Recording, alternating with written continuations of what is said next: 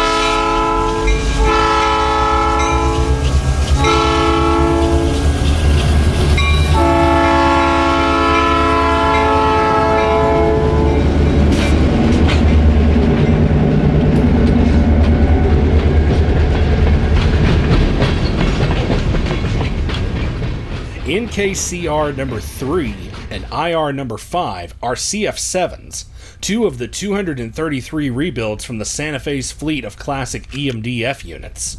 In the 1970s, Santa Fe found itself in need of 4-axle road switcher power and, using the aging but successful F-Series locomotives as the base, sent the units through their Cleburne, Texas shops between 1970 and 1978. There, the old streamlined body was removed, a new custom-built road switcher cab and hood installed, and a rebuilt EMD 16-cylinder 567 BC prime mover installed under the hood, thus creating the CF7. This is one of those locomotive types that railfans can't seem to agree on when it comes to the C in the model designation. Some call them converted F7s, while others call them Cleburne F7s, after the shops they were remanufactured at.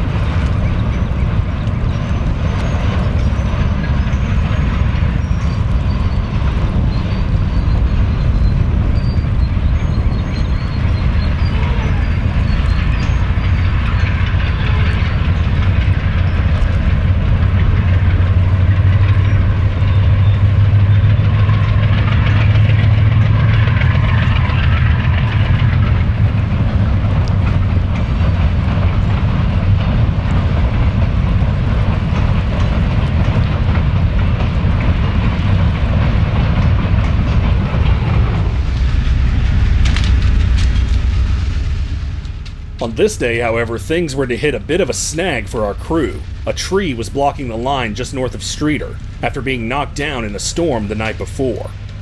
When our cameras arrived, the crew were in the middle of figuring out how they were going to remove this obstacle from the right-of-way. It was decided that since it was primarily lighter branches over the rails, that number 2 would simply shove the tree out of the way while her crew watched to check for the possibility of the train derailing while doing so.